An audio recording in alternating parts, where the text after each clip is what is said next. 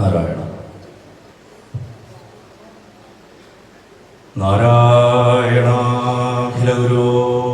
ഭഗവൻ നമസ്തേ. ഗുരുവായൂരപ്പ സർവേശ്വര. ഒരു കാര്യം പറയാൻ മറന്നുപോയി. അദ്ദേഹം അധരം മധുരം എന്നൊരു ഡോക്യുമെൻ്ററി ഗുരുവായൂരപ്പനെ പറ്റി എടുത്തിട്ടുണ്ട്. അത് ഫസ്റ്റ് പാർട്ട് ഇറങ്ങി, ഇനി രണ്ടാം ഭാഗത്തിൻ്റെ പണികൾ പുരോഗമിക്കാം.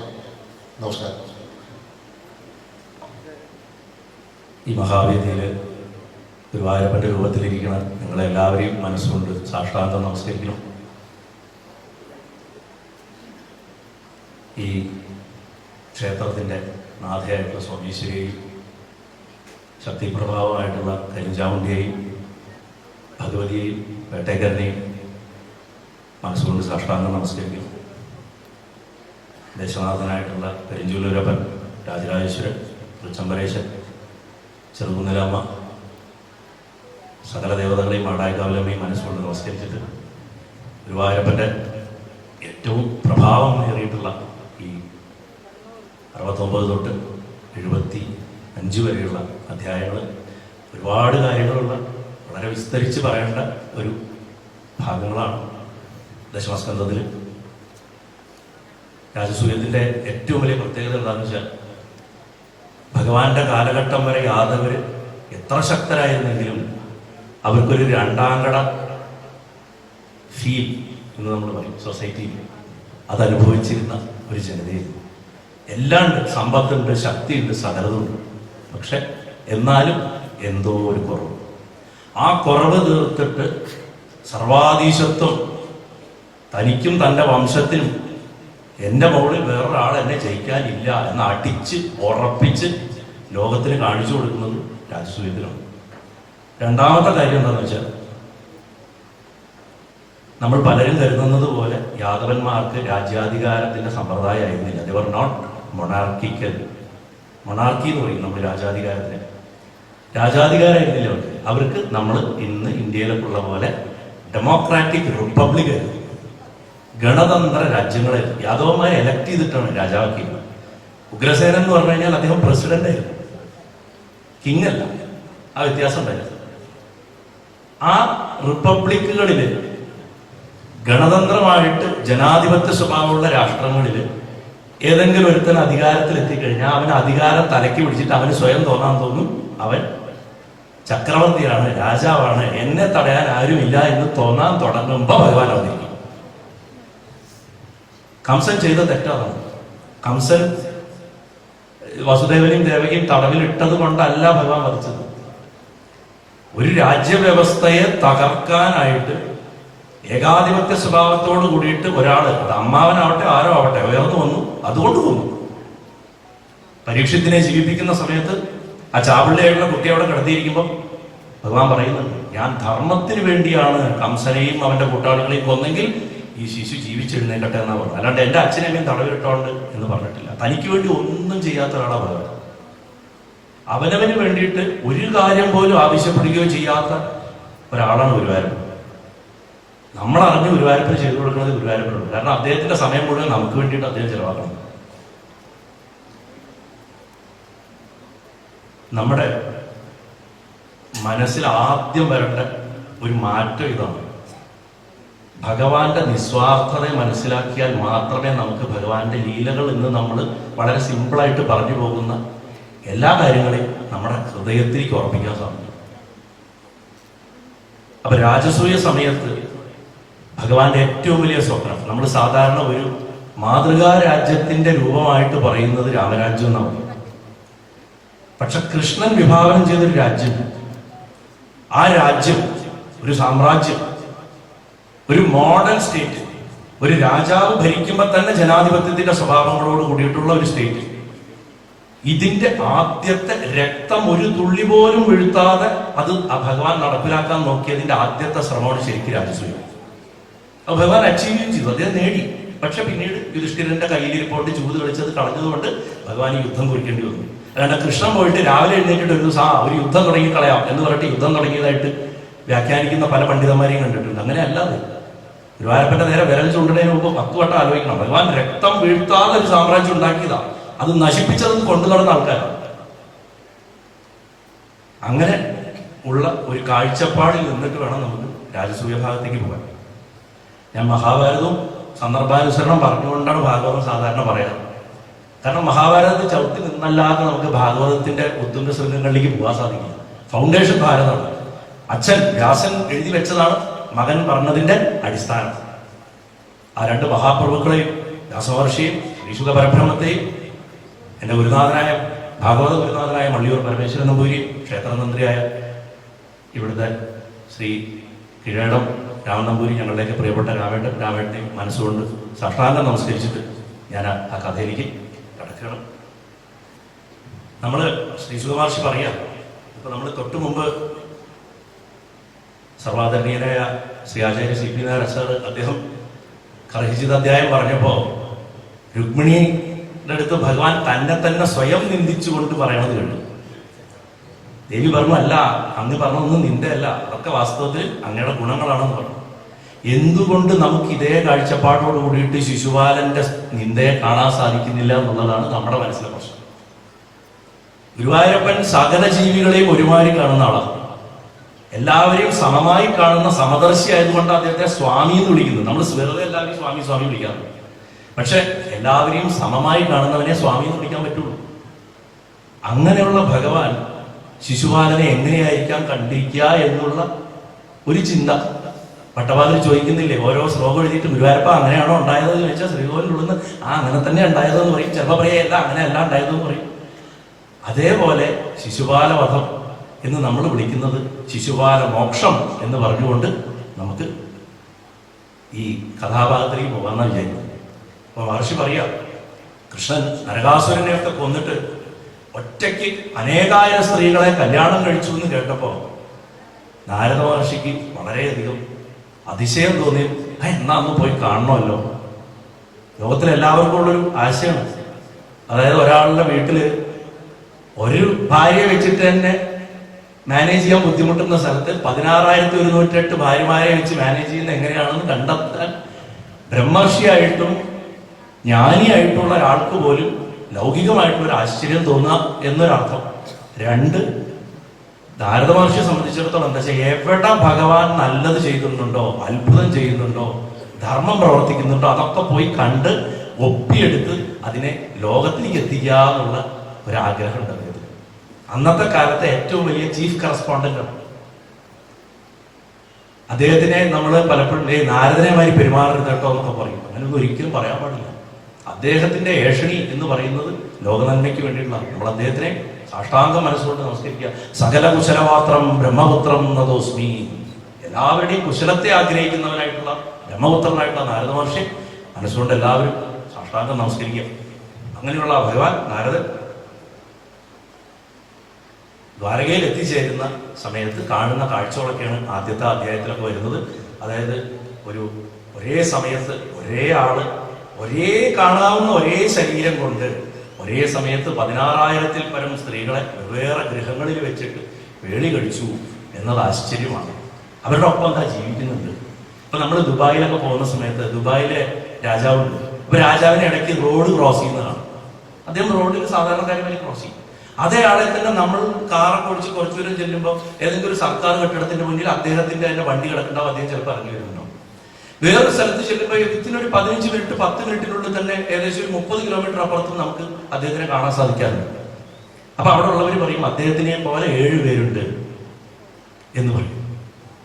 അതുപോലെ ആണോ എന്ന് ചോദിച്ചാൽ നമുക്കറിയില്ല. അപ്പൊ എന്താണെന്നുണ്ടെങ്കിൽ ഇതൊന്ന് പരീക്ഷിക്കണമല്ലോ, ഇതൊന്ന് അറിയണമല്ലോ, ഇത് കേട്ട് കഴിയുള്ളൂ. അപ്പൊ അവിടെ നാരദ മഹർഷി അവിടെ പോയി ഭഗവാന്റെ ലീലകളൊക്കെ നേരി കാണാൻ വെച്ചിട്ട് ഞാൻ ദ്വാരകയിലെത്തി. ഏത് കൊട്ടാരത്തിൽ ചെന്നാലും ഭഗവാനെ കാണാം എന്ന് വിചാരിച്ചിട്ട് ഇങ്ങനെ സംശയിച്ച് ഇങ്ങനെ നടക്കുമ്പോൾ അവിടെ ഒരു സ്ഥലത്ത് ഭഗവാനെ കണ്ടു. ഭഗവാൻ പട്ടുപാവിൽ നിൽക്കിട്ട് അതാ അവിടെ ഉണ്ടല്ലോ ഭഗവാൻ എന്ന് പറഞ്ഞ് നോക്കുമ്പോഴേക്കും ഇതാ അവിടെ മുറ്റത്ത് നിന്നിട്ട് കുട്ടികളുടെ കൂടെ കളിക്കുന്നുണ്ട്. ഇങ്ങനെ അനവധിയായിട്ടുള്ള സ്ഥലങ്ങളിൽ നാരദ മഹർഷി ഭഗവാനെ കാണുന്നതാണ് ആ ആദ്യത്തെ അധ്യായത്തിന്റെ കാതൽ. ഏകോ ദേവ സർവഭൂതേഷു ഗൂഢ. ആ ഒരു ദേവൻ തന്നെയാണ് സകല ജീവരാശികളിലും സകല വസ്തുക്കളിലും ഒളിച്ചിരിക്കുന്നത്, ഗൂഢമായിട്ട് രഹസ്യമായിട്ടിരിക്കുന്നത് ആ ഒരാളാണെന്ന് കാണിച്ചു തരിക എന്നുള്ളതാണ് ഈ കഥയുടെ താല്പര്യം. എത്രയോ മഹാന്മാരായ ആചാര്യന്മാർ ഈ ഭാഗമൊക്കെ പറഞ്ഞ് വിസ്തരിച്ച് നിങ്ങൾ കേട്ടിട്ടുണ്ടോ? അതുകൊണ്ട് ഞാൻ അതിൻ്റെ വലിയ വിശദാംശങ്ങളിലേക്കൊന്നും പോകുന്നില്ല. പക്ഷെ അതിനെ നോക്കി കാണേണ്ടത് ഇങ്ങനെയാണെന്ന് പറഞ്ഞിട്ട് ആ കഥയിലേക്ക് നമ്മൾ കയറുമ്പോൾ നമുക്ക് കൂടുതൽ അത് നമ്മുടെ മനസ്സിലേക്ക് പതിയും. എല്ലാ ജീവജാലങ്ങളിലും ഭഗവാൻ എങ്ങനെയാണ് ഇരിക്കുന്നത് അത് നമുക്ക് വ്യക്തമാക്കി കാണിച്ചു തരാൻ വേണ്ടിയിട്ടുള്ള ഒരു കഥ. അങ്ങനെയാണ് നമ്മളതിനെ കാണുന്നത്. അപ്പോൾ ആ ഓരോ സ്ഥലത്ത് ഭഗവാൻ ചെല്ലുന്ന സമയത്തും ഭഗവാൻ നാരദനെ കാണുന്നുണ്ട്, റെക്കഗ്നൈസ് ചെയ്യുന്നുണ്ട്, എണീച്ച് നിൽക്കുന്നുണ്ട്. ഒരു സ്ഥലത്ത് കണ്ടിട്ട് അടുത്ത സ്ഥലത്ത് ചെല്ലുമ്പോൾ നേരത്തെ കണ്ട ആളെ മാതിരിയല്ല, പുതുതായി കണ്ട മാതിരിയാണ് പറയുന്നത്. ഒരു സ്ഥലത്ത് ചെല്ലുമ്പോൾ മഹർഷേ അങ്ങ് വന്നോ, എപ്പോ വന്നു അത് ചോദിച്ച് ചെല്ലുന്നു, കാലിന് നമസ്കരിക്കാൻ പോകണം. അടുത്ത സ്ഥലത്ത് ചെന്ന് കഴിഞ്ഞാൽ ഭഗവാൻ എപ്പോഴാണ് വന്നത് എന്ന് ചോദിച്ചിട്ട് വീണ്ടും ഓടി വരുന്നു. ഇങ്ങനെ അനവധി ഗൃഹങ്ങളിലും ഓരോ സ്ഥലത്തും നാരദന് നവമായിട്ടുള്ള അനുഭവം കൊടുക്കുന്നു. ഇത് തന്നെ ഗുരുവായൂരപ്പൻ നമ്മൾ ശ്രീകോവിലധികം നോക്കുമ്പോഴും ചെയ്യാറ്. ഒരു തവണ നോക്കി തൊഴുതിട്ട് ഒന്ന് മാറിയിട്ട് വീണ്ടും വന്ന് നോക്കുമ്പോ എപ്പോ വന്നു ചോദിക്കും നമ്മളോട് പിന്നെ, അല്ലേ? അതുകൊണ്ടാണല്ലോ ഭട്ടവാതിൽ പ്രതിനിമിഷ നവീകരണം എഴുതി വെച്ചിട്ടുണ്ട്. ഓരോ സമയത്ത് കാണുമ്പോഴും നവീനമായിട്ടിരിക്കണം, പുതുതായിട്ടിരിക്കും, അങ്ങനെ ഫ്രഷ് ആയിട്ടിരിക്കുന്നതാണ്. അങ്ങനെ ആദ്യത്തെ സ്ഥലത്ത് രുക്മിണിയുടെ കൊട്ടാരത്തിൽ തന്നെയായിരിക്കണം. അവിടെ ചെന്നപ്പോൾ ആ സകല ധർമ്മ സംരക്ഷകനായിട്ടുള്ള ഭഗവാൻ നാരദ മഹർഷിയെ കണ്ട സമയത്ത് തന്നെ അങ്ങനെ അതിമനോഹരമായിട്ട് കട്ടിൽ അങ്ങോട്ട് ഇരിക്കുകയാണ്. അവിടെ നിന്ന് ചാടി എണീച്ച് വന്നിട്ട് ആ പീലി വെച്ചിട്ടുള്ള സഹസ്രാരപത്മവാഹന പീലി വെച്ചിട്ടുള്ള ആ സൂര്യസ്പർദ്ധി കിരീടം ധരിച്ചിട്ടുള്ള ആ ശിരസിനെ നാരദ മഹർഷിയുടെ തൃപ്പാദങ്ങളിൽ മുട്ടിച്ചുകൊണ്ട് അങ്ങോട്ട് നമസ്കരിച്ചു. ഈ കഥ തുടങ്ങുമ്പോഴുള്ള സീൻ ഇതാണ്. ഈ കഥ അവസാനിക്കുമ്പോഴുള്ള സീൻ എന്താന്നുള്ളത് അടുത്ത രസമാണ്. മുട്ടിച്ചങ്ങോട്ട് നമസ്കരിച്ചിട്ട് അദ്ദേഹത്തിനെ പിടിച്ച് ആശ്രമത്തിലിരുത്തി. ആ ഭാഗത്ത് ശ്രീ സുഖമഹർഷി ഒരു പുരാണ കഥയെ ഒന്ന് സ്പർശിച്ചിട്ടാണ് തോന്നുന്നത്. സംഭൂജ്യദേവ ഋഷി വര്യ ഋഷി പുരാണോ നാരായണോ നരസഖോ വിധിനോദിതേന വാണ്യാ വിഭാഷ്യ നിതയാമൃതമൃഷ്ടയാദം പ്രാഹ പ്രഭോ ഭഗവതേ കരവാഹേഹിം. നരന്റെ ഇഷ്ടസഹനായിട്ടുള്ള, നരന് ഏറ്റവും ഇഷ്ടപ്പെട്ട സഹോദരനും സഖാവും ഒക്കെ ആയിട്ടുള്ള നാരായണൻ എന്ന് പേരുള്ള ആ പണ്ടേയുള്ള ആ മഹർഷി ഈ ദേവർഷി ശ്രേഷ്ഠനായിട്ടുള്ള നാരദനെ കണ്ടിട്ട് കട്ടിലിൽ എഴുന്നേറ്റ് വന്നു. അപ്പൊ ഭഗവാൻ ഋഷിയാണ്. ഭഗവാനെ ഗൃഹസ്ഥനായിട്ട് കാണാൻ പറ്റില്ല. ഭഗവാൻ പണ്ടേ ഋഷിയാണ്. നരനാരായണന്മാരുള്ള നാരായണനാണ് ഭഗവാൻ. നരനും നാരായണൻ തന്നെ. നാരായണൻ ജലം പോലെയാണ്, അതിന് ആകൃതിയില്ല. അതെവിടെയെങ്കിലും ഒഴിച്ചു വെച്ചാൽ ഒരു ആകൃതിയുണ്ട്. ഒരു പാത്രത്തിൽ ഒഴിച്ചാൽ ആ പാത്രത്തിന്റെ ആകൃതി, ഒരു വട്ടപാത്രത്തിൽ ഒഴിച്ചാൽ വട്ടപാത്രം, ചതുരപാത്രത്തിൽ ഒഴിച്ചാൽ ചതുരപാത്രം, നീണ്ട കുഴൽ പോലുള്ള പാത്രത്തിൽ ഒഴിച്ചാൽ കുഴൽ പോലുള്ള പാത്രം. ആ പാത്രമാണ് നരൻ. നരനിൽ നാരായണനെ ഒഴിച്ചു വെച്ചാലേ ജീവരാശികൾ നിലനിൽക്കുള്ളൂ. അതുകൊണ്ട് രണ്ടും ഭഗവാൻ തന്നെ. എന്നാലും നാരായണ ഋഷി. ആരാണ് നാരായണ ഋഷി? നമ്മൾ ഓം നമോ നാരായണായ എന്നുള്ള അഷ്ടാക്ഷര മന്ത്രത്തിനെ ആദ്യം പ്രപഞ്ചത്തിൽ കണ്ടെത്തി നമുക്ക് തന്ന സാധ്യനാരായണ ഋഷി എന്ന് പറഞ്ഞിട്ട് നമ്മൾ ആരെയാണോ ഛന്ദസ് തൊട്ട് ജപിക്കുന്നത് ആ നാരായണൻ, ആ നാരായണ ഋഷിയായിട്ടുള്ള ഭഗവാൻ ഗുരുവായൂരപ്പൻ ഇവിടെ നാരദന്റെ തൃപ്പാദങ്ങളെ കഴുകി ആ ജലത്തെ ഗംഗാനദി എന്ന് കരുതി അത് ശിരസിൽ തളിച്ച് യഥാവിധി പൂജിച്ചു എന്നാണ്. ഒരു ഋഷി മറ്റൊരു ഋഷിയെ പൂജിക്കുന്നു, ഒരു പുരാണ ഋഷി മറ്റൊരു പുരാണ ഋഷിയെ പൂജിക്കുന്നു. അങ്ങനെ എന്നിട്ട് പറഞ്ഞു, വളരെ ഭഗവാന്റെ വാക്കുകളൊക്കെ വളരെ അമൃതം പൊഴിയണമെന്നാ പറയുക. ഭഗവാനെ പ്രിയ വാക്ക് എന്നാ വിളിക്കുക തന്നെ. കാരണം ഒരാളെ വേദനിപ്പിക്കുന്ന ഒരു വാക്ക് ഗുരുവായൂരപ്പൻ പറയില്ല. പ്രിയ വാക്ക്, ഒരു അസഹ്യതയുടെയോ ഒരു ഇഷ്ടമില്ലായ്മയുടെ ഒരു ടോണ് പോലും, ഒരു അല്പം പോലും ശബ്ദത്തിൽ ഉണ്ടാവില്ല. ഭഗവാൻ ഏറ്റവും വലിയ ശത്രുവിനോട് സംസാരിക്കുമ്പോൾ പോലും അത് ഭഗവാന്റെ രീതിയാണ്. അമൃതമധുരം ആയിട്ടുള്ള വാക്കുകളിൽ എന്നാൽ വളരെ മിതമായിട്ടും സംസാരിച്ചു, വലിച്ചു നീട്ടി പറയാണ്ടെന്ന് ചോദിച്ചു. അല്ലയോ മഹർഷേ പ്രഭോ, സർവൈശ്വര്യങ്ങളും നിറഞ്ഞ അങ്ങേക്ക്, ഋഷിയോട് പറയുന്നത് സർവൈശ്വര്യങ്ങളും നിറഞ്ഞ അങ്ങേക്ക് ഞാൻ എന്താ ചെയ്യേണ്ടത് എന്നാ ചോദിച്ചത്. അതാണ് ചോദിച്ചത്. പ്രാഹപ്രഭോ ഭഗവതേ കരവാമഹേയും, ഞാൻ എന്താ ചെയ്യേണ്ടത് എന്ന് ചോദിച്ചു. അപ്പൊ നാരദൻ പറഞ്ഞു, ഭഗവാനെ കുറിച്ച് തിരിച്ചു. അവിടുന്ന് ഒരുപാട് കീർത്തിയുള്ളവനാണ്, ജഗത്തിന്റെ പാലന പോഷണങ്ങൾക്ക് വേണ്ടിയിട്ട് സ്വേച്ഛയാ അവതാരം എടുത്തവനാണ്, അഖിലേശ്വരനാണ്, എല്ലാവരിലും മൈത്രി വളർത്തുന്നവനാണ് എന്നൊക്കെ പറഞ്ഞു ഒരുപാട് സ്തുതിച്ചതിന് ശേഷം പറഞ്ഞു, എനിക്ക് ആകെ ഒറ്റ കാര്യം വേണ്ടു, എനിക്ക് അങ്ങയുടെ കീർത്തനങ്ങൾ സദാ ധ്യാനിച്ചുകൊണ്ട് സഞ്ചരിക്കാൻ സാധിക്കണം. ഉത്തമ ഭക്തന്റെ ലക്ഷണമാണ്. ഉത്തമ ഭക്തൻ അങ്ങനെ പറയുള്ളൂ. ഭഗവാൻ എന്താ വേണ്ടതെന്ന് ചോദിച്ചാൽ ഭഗവാൻ വേണം, എനിക്ക് വേറെ ഒന്നും വേണം. അന്ത്യത്തിൽ ഞാൻ ഭഗവാനാണെന്ന് തിരിച്ചറിയാൻ സാധിക്കണം എന്നാണ് അതിന്റെ താല്പര്യം. പക്ഷെ വിനയം കൊണ്ട് നമ്മൾ പറയില്ല. സാക്ഷാത്കരിച്ചവൻ പിന്നെയും ഈ സന്തോഷവും സുഖവും നുകരാൻ വേണ്ടിയിട്ട് ഒരു പടി താഴേക്ക് ഇറങ്ങിയിരിക്കും. ഭഗവാൻ വേറെ, ഞാൻ വേറെ എന്ന് പറയും. പക്ഷെ ആത്യന്തിക ലക്ഷ്യം ഭഗവാനും ഞാനും ഒന്നാണെന്നുള്ള തിരിച്ചറിവ് ഉണ്ടാവുക എന്നുള്ളത് തന്നെയാണ്. അത് അംഗീകരിക്കാൻ ബുദ്ധിമുട്ടിയിട്ടോ തത്വചിന്തകളുടെ കഠിന കോടാലികൾ ഉപയോഗിച്ചിട്ട് വെട്ടിമുറിച്ചിട്ടും വാദപ്രതിവാദം നടത്തിയിട്ടൊന്നും കാര്യമില്ല. എത്തേണ്ട സ്ഥലത്ത് എത്തണമെങ്കിൽ അത് തന്നെ മാർഗമുണ്ട്. അല്ലാണ്ട് ഈ കൂട്ടുന്ന് നമുക്ക് രക്ഷപ്പെടാൻ സാധിക്കില്ല.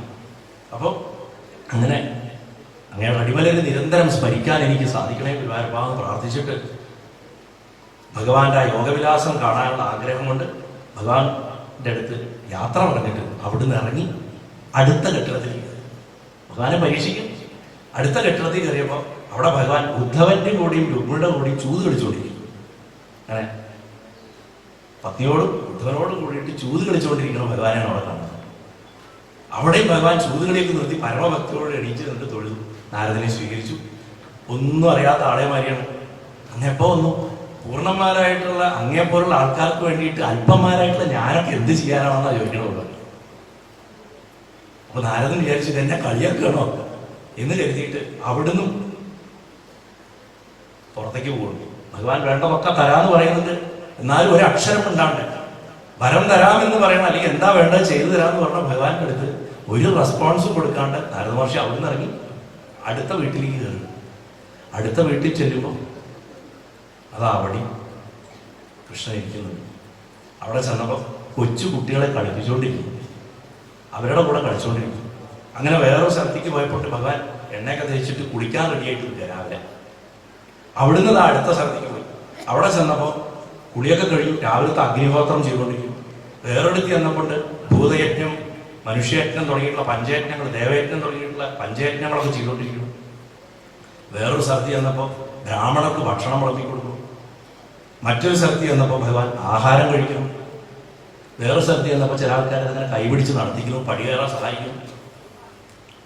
വേറെ ചില സ്ഥലങ്ങളിൽ ചെല്ലുന്ന സമയത്ത് ഭഗവാൻ ഒന്നും മിണ്ടാതെ ആ അന്തരാത്മാവിൽ മനസ്സിനെ ഉറപ്പിച്ചിട്ട് പ്രണവം ഓങ്കാരം ചൊല്ലിയിട്ട് ഉപാസന ചെയ്യണമെന്ന്.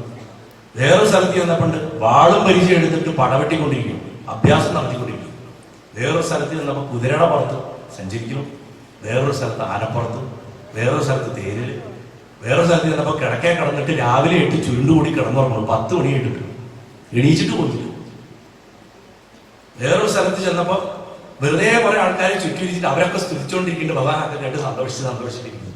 അങ്ങനെ വേറൊരു സ്ഥലത്ത് ചെന്നപ്പോൾ രാജ്യകാര്യങ്ങളെ സഭ കൂടിയിട്ട് ചർച്ച ചെയ്തുകൊണ്ടിരിക്കുന്നു. വേറൊരു സ്ഥലത്ത് ചെന്നപ്പോൾ നീന്തി തുടിച്ചുകൊണ്ടിരിക്കുക, സ്വിമ്മിംഗ് പൂളിൽ നിന്ന് പുറത്തേക്കേ വന്നിട്ടില്ല, രാവിലെ ഇറങ്ങിയതാ, കുളിച്ചുകൊണ്ടിരിക്കണം.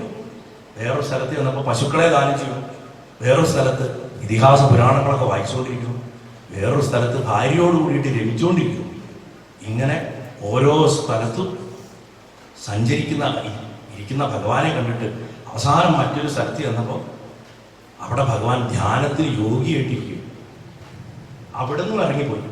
നാരദൻ അടുത്ത സ്ഥലത്ത് ചെല്ലുള്ളൂ. അവിടെ ചെല്ലുന്ന സമയത്ത് അവിടെ ഗുരുക്കന്മാർക്കുള്ള പൂജ ചെയ്യണം ഭഗവാൻ. വേറൊരു സ്ഥലത്ത് ചെന്നപ്പോൾ യുദ്ധം വരാൻ പോകണം. അപ്പൊ യുദ്ധത്തിന് വേണ്ടിയിട്ട് ബലരാമാദികളോട് കൂടിയിട്ട് കാര്യാലോചന ചെയ്യുന്നു. ഇങ്ങനെ അനവധി സ്ഥലങ്ങളിൽ നാരദൻ കയറി അവസാനം വേണ്ട, ഇനിയിപ്പം മതി, ഇത്രയും സ്ഥലത്ത് കയറിയപ്പോൾ 16,108 എവിടെ എത്തിയിട്ടില്ല. നമുക്ക് 16,108 വീട്ടിൽ കയറണം. ഞാനത് പറഞ്ഞുകൊണ്ടിരുന്നെങ്കിൽ വൈകുന്നേരമായാലും തീരില്ല. ഇത് ലളിതാ സഹസ്രനാമത്തിൽ ഓരോ നാമത്തിന്റെയും ധ്യാനം ചോദിച്ച പേരെയാണ്. മഹാചതുഷ്ടി കോടി യോഗിനി പരിസേവിതയിൽ 64 കോടി യോഗിനിമാരുടെയും ധ്യാനം പറയാൻ പണ്ട് ഒരു മഹാത്മാവിനോട് പറഞ്ഞ കഥ പോലെയാണ്. ഇത് ആയുസ് അവസാനിച്ചാലും കഴിയില്ല. അപ്പൊ അങ്ങനെ നാരദൻ തീരുമാനിക്കുകയാണ്, വേണ്ട, നിർത്തിക്കടയാന്ന് പറഞ്ഞ് പുറത്തിറങ്ങുന്നുണ്ട്. ഒരു പട്ടാളക്കാരൻ ഓടി വരും, എങ്ങടാ പോണ് ചോദിച്ചു. അല്ല, ഞാൻ മടങ്ങണ്. പറ്റില്ല, എല്ലാവരുടെയും കയറ്റിയിട്ട് വിടാൻ പാടുന്നു എന്ന് ഭഗവാൻ പറഞ്ഞിട്ടുണ്ട്.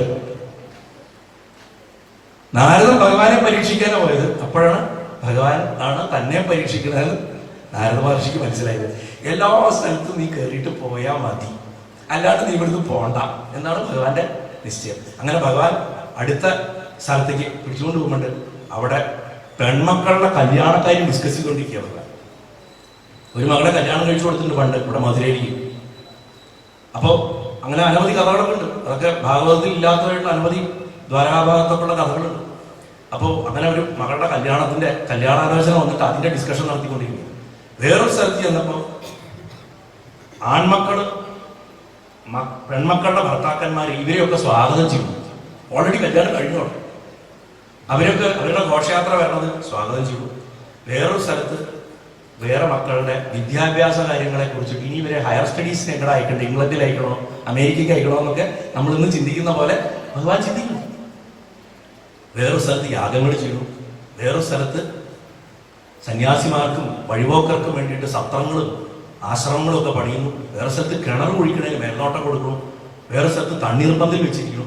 ഇങ്ങനെ എവിടെയൊക്കെ ഒരു ഗൃഹസ്ഥന് ധർമ്മമാചരിക്കാനുള്ള സാഹചര്യങ്ങളുണ്ടോ അവിടെയൊക്കെ അത് 16,108 എന്നുള്ളൊരു കാറ്റഗറിയിൽ ഉൾപ്പെടുത്താൻ പറ്റില്ല. അതിലും ലക്ഷോപലക്ഷം അവസരങ്ങളുണ്ട് നമുക്ക് ഒരു ഗൃഹസ്ഥൻ എന്നുള്ള നിലയ്ക്ക്. ഒരു ഗൃഹസ്ഥനാണ് ഏറ്റവും കൂടുതൽ ജോലി. അവിടെയെല്ലാം CP നായർ സാർ നേരത്തെ പറഞ്ഞ പോലെ ഭഗവാൻ എനിക്ക് ഇതിലൊന്നും ബന്ധമില്ല, ഞാൻ ഇതിലൊന്നും പെടുന്നില്ല, എനിക്ക് ഇതുമായിട്ട് യാതൊരു ചേർച്ചയില്ല, എന്നാലും ഞാൻ ഈ ധർമ്മങ്ങളൊക്കെ അനുഷ്ഠിക്കുന്നു എന്ന് പറഞ്ഞുള്ള ആ ഭാവത്തോട് കൂടിയിട്ട് അന്തര്യാമിയായിട്ടുള്ള ഭഗവാൻ തന്റെ അന്തരാത്മാവിൽ തന്നെ മനസ്സുറപ്പിച്ചിട്ട് ഈ ധർമ്മങ്ങളൊക്കെ ചെയ്തുകൊണ്ടിരിക്കുകയാണ്. ഇന്ന് നമ്മൾ ഇറങ്ങി നടന്നാൽ ഒരു വീട്ടില് ഭാര്യ രാവിലെ ജോലിക്ക് പോകുന്നുണ്ട്, ഭഗവാൻ അടുക്കളയെ സഹായിക്കുന്നുണ്ടാവും. കുട്ടികളെ സ്കൂളിൽ കൊണ്ടുവിടാൻ പോകുന്നുണ്ടാവും. ഒരു സെയിൽസ് ടാർഗറ്റ് അച്ചീവ് ചെയ്യാൻ വേണ്ടി കഷ്ടപ്പെടുമ്പോൾ പെങ്ങളുടെ കല്യാണം നടത്താനുള്ള പൈസ എങ്ങനെ ഉണ്ടാക്കണം എന്ന് ആലോചിക്കുന്നുണ്ടാവും. ഇങ്ങനെ നമുക്ക് ഭഗവാനെ കാണാൻ സാധിക്കാൻ വേണ്ടിയിട്ടാണ് അന്ന് അങ്ങനെ എഴുതി വെച്ചത്. ധർമാനുസൃതമായിട്ടുള്ള എന്തും പ്രവർത്തിക്കുന്നത് ഭഗവാനാണ് എന്ന ബോധം നമ്മുടെ അകത്ത് ഉണ്ടാവാൻ വേണ്ടിയിട്ടാണ്.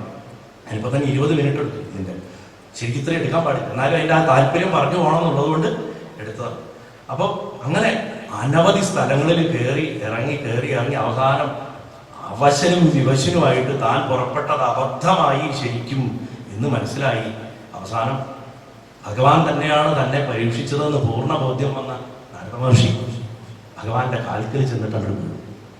കാൽക്കൽ ചെന്ന് വീണ് ആ മാനവ രൂപമെടുത്തിട്ടുള്ള മാധവന്റെ ആ യോഗമായ വൈഭവം കണ്ടിട്ട് നാരദ മഹർഷി പറഞ്ഞു, യോഗേശ്വര, ഗുരുവായൂരപ്പ, മായാനാഥന്മാരായിരിക്കണം ബ്രഹ്മദേവാദികൾക്ക് പോലും കാണാൻ സാധിക്കാത്ത അങ്ങയുടെ ആ യോഗമായ ലീലകളെ, അങ്ങയുടെ തൃപാദങ്ങളെ സേവിക്കുന്നത് കൊണ്ട് ഞങ്ങൾക്ക് കാണാൻ സാധിക്കുന്നത് ഞങ്ങൾ പരമഭാഗ്യവാന്മാരാണ്. അങ്ങയുടെ കീർത്തി വ്യാപിച്ചിട്ടുള്ള ലോകങ്ങളിൽ കേൾക്കുന്നത് മാത്രമേ തന്നെ ശുദ്ധമാക്കുന്നത്, കണ്ടാലല്ല കേട്ടാൽ മതി. നമ്മളൊക്കെ മഹാഭാഗ്യവാന്മാരാ. 3000 5000 കൊല്ലം മുമ്പ് ഭഗവാൻ ഭൂമി വിട്ട് പോയി കഴിഞ്ഞു. പക്ഷെ ഇന്ന് നമ്മൾ അത് ആവർത്തിച്ച് കീർത്തിച്ചിട്ട് പരിശുദ്ധമായിട്ട് തീരും. ചിപ്പതിർമാപുനാഥ് ഭക്പതിർമാപുനാഥ് ദേവോമാ സവിതാപുനാത്യുച്ഛിദ്രേണ പവിത്രേണ സൂര്യസ്യ രശ്മി എന്നൊക്കെ പറഞ്ഞിട്ട് വേദമന്ത്രങ്ങളുണ്ട് ശുദ്ധിയാവാൻ. അല്ലെങ്കിൽ അപവിത്രപവിത്രവാ സർവാവസ്ഥാൻ ഗതോവിവാ എന്നൊക്കെ പറഞ്ഞിട്ട് പൂജയ്ക്ക് ചെല്ലുന്ന മന്ത്രങ്ങളുണ്ട് ശുദ്ധിയാവാൻ. പക്ഷെ ഈ മന്ത്രങ്ങളുടെ ഒന്നും ആവശ്യമില്ല. ഭഗവാന്റെ ഒരു കഥ കേട്ടാൽ മതി. ആന്തരിക ശുദ്ധി, ഭാഗ്യശുദ്ധി എല്ലാം വന്നു. കൃഷ്ണാനുള്ള നാമം ചൊല്ലിയിട്ട് അല്പം ജലം എടുത്ത് തെളിക്കുകയും കുടിക്കുകയും ചെയ്താൽ തന്നെ ശുദ്ധിയായി. കാരണം നമ്മൾ എല്ലായിടത്തും ഭഗവാനെ കാണാൻ പഠിക്കുക എന്നുള്ളതാണ് ശുദ്ധിയാവുന്നുള്ളത്. ഞാൻ എപ്പോഴും പറയാറുണ്ട്, ഭഗവാനെ എവിടെയൊക്കെ കാണാൻ പറ്റണോ അതൊക്കെ ശുദ്ധം, നമുക്ക് എവിടെയൊക്കെ ഭഗവാനെ കാണാൻ പറ്റില്ലയോ അതൊക്കെ ശുദ്ധം. അത്രയേ ഉള്ളൂ ശുദ്ധാശുദ്ധത്തിന്റെ നിർവചനം. നമ്മൾക്ക് അശുദ്ധമായിട്ട് വസ്തു വേറൊരാൾക്ക് ഭഗവാനെ കാണാൻ പറ്റുന്നുണ്ടെങ്കിൽ അത് അശുദ്ധമല്ല, അത് ശുദ്ധമാണ്. സകലതും ബ്രഹ്മമാണ്, അതിൽ മാറ്റില്ല. നമ്മൾ വിചാരിച്ചാൽ, ഒരു തത്വചിന്തകം വിചാരിച്ചാൽ അത് മാറ്റാൻ പറ്റില്ല, ആര് വിചാരിച്ചാലും മാറ്റാൻ പറ്റില്ല. അപ്പോ അങ്ങനെ ആ ഭഗവാന്റെ കാൽക്കൽ പോയിട്ട് അങ്ങയുടെ ലീലകൾ പറഞ്ഞുകൊണ്ട് അത് 10 പേർക്ക് പറഞ്ഞു കൊടുത്ത് അവരെ സന്തോഷിപ്പിച്ച് ഞാനും സ്വയം ശുദ്ധനായി. വാസ്തവത്തിൽ നമ്മൾ പ്രഭാഷണം നടത്തുമ്പോൾ ഈ ആചാര്യവേദിയിൽ ഇരിക്കുന്ന ആൾക്കാരാണ് ഏറ്റവും വലിയ ഭാഗ്യവാന്മാർ. എന്താ കാരണം വെച്ചാൽ നമ്മൾ നമ്മുടെ കർമ്മങ്ങളെ എരിച്ചു കളയുന്നു കഥ പറഞ്ഞിട്ട്. കേൾക്കുന്ന നിങ്ങളെക്കാളും ചിലപ്പോൾ ഭാഗ്യോടെ തോന്നിപ്പോകും. കാരണം നിങ്ങൾ ഓരോരുത്തരും ചെന്ന് വേറെ 10 പേർക്ക് കഥ പറഞ്ഞു കൊടുക്കും. ആ 10 പേര് വേറെ 10 പേർക്ക് കഥ പറഞ്ഞു കൊടുക്കും. ഇതിന്റെ മുഴുവൻ പുണ്യം എങ്ങട്ടാ വരുന്നത്? ഇതാദ്യം നിങ്ങളിലേക്ക് എത്തിച്ച ഈ ആചാര്യപീഠത്തിനുണ്ട്. അതുകൊണ്ടാണ് ഏറ്റവും വിനയത്തോടെയാണ് സഭയുടെ മുന്നിൽ ഒരു ആചാര്യൻ ഇരിക്കുന്നത്. കാരണം ആ ആചാര്യനെ രക്ഷിക്കുന്ന ആൾക്കാരത്. ആചാര്യനെ രക്ഷിക്കുന്നത് ഈ മുന്നിലിരിക്കുന്ന സദസ്സാകണ ഗുരുവായൂരപ്പനാണ്. അപ്പോ മഹർഷി കീർത്തിച്ചുകൊണ്ട് ഞാൻ ലോകം മുഴുവൻ സഞ്ചരിച്ചോളാം, അങ്ങയുടെ കഥകൾ പറഞ്ഞിട്ട് അതിനെനിക്ക് അവസരം തന്നാൽ എന്നെ ഇനിയും പരീക്ഷിക്കരുത് എന്ന് പറഞ്ഞിട്ട് വിവശനായിട്ട് ഭഗവാന്റെ കാൽക്കലങ്ങോട്ട് വീഴുകയാണ്. വീഴുമ്പോൾ ഭഗവാൻ എഴുന്നേറ്റ് നിന്നു. നേരത്തെ നോക്കൂ, സൂര്യസ്പർദ്ധി കിരീടം, സഹസ്രാരപത്മ തുല്യമായിട്ടുള്ള പൈൽപ്പീലി, അത് തല, ശിരസ്, മുകുടം, നാരദന്റെ പാദത്തിൽ മുട്ടിച്ച ഭഗവാന്റെ കാൽക്കല് നാരദൻ കിടക്കണ്. ഭഗവാൻ പിടിച്ച് എഴുന്നേൽപ്പിച്ചുകൊണ്ട് പറയണം, ബ്രഹ്മൻ ധർമ്മസ്യ വക്താഹം കർത്ത തദനുമോദിത തച്ചിക്ഷയം ലോകമിമാസ്ഥിത പുത്ര മാഖിത. പുത്ര മാഖിത, സങ്കടപ്പെടണ്ട, വിഷമിക്കണ്ട, ഖേദിക്കണ്ട. ഖേദിക്കണ്ട എന്നാ സാധാരണ അർത്ഥം പറയാറ്. അതിനെ ഒന്ന് മോഡിഫൈ എന്ന് പറയാം. കാരണം ഭഗവാൻ പറഞ്ഞെന്താ, എങ്ങും നിറഞ്ഞിരിക്കുന്ന ബ്രഹ്മമായിട്ടുള്ള എന്റെ തത്വത്തെ അറിയുന്നവനെ നീ പോലും മോഹിച്ചല്ലോ എന്ന് അതിന്റെ അർത്ഥം. എല്ലായിടത്തും നിറഞ്ഞിരിക്കുന്നവനാണ് ഞാൻ എന്നുള്ളത് അറിയണവനാണ് നീ. നീ പോലും എന്റെ മായ കണ്ട് മോഹിച്ചു എന്ന് അന്തരാർത്ഥം എടുക്കണമെന്നുണ്ട്. അപ്പൊ നമ്മുടെ അവസ്ഥ പറയേണ്ടയില്ല. ഗുരുവായൂരപ്പൻ നമ്മുടെ ഒപ്പം നിന്നിട്ട് നമ്മുടെ എല്ലാ തോന്നിയവാസങ്ങൾക്കും കൂട്ടു നിൽക്കണമെന്ന് അദ്ദേഹം തോന്നിപ്പിക്കും നമ്മളെ പലപ്പോഴും. പല ആൾക്കാരും എന്ത് വൃത്തികേടും കാണിച്ചിട്ട് ഗുരുവായൂരപ്പൻ പറയും. പറയുന്നത് 16,108 ഭാര്യമാരില്ലേ ഭഗവാനെ എനിക്കും ഒന്ന് തന്നൂടെ എന്ന് പ്രാർത്ഥിക്കുന്ന വിഡ്ഢികളുണ്ട് ഈ ലോകത്ത്. എല്ലാ വൃത്തികേടുകളും സ്ത്രീ വിഷയത്തിൽ കാണിച്ചിട്ട് അത് ഭഗവാനെ പേറ്റിക്കുന്ന ആൾക്കാരുണ്ട്. മഹാഭാവം ചെയ്യുന്നവരവർ.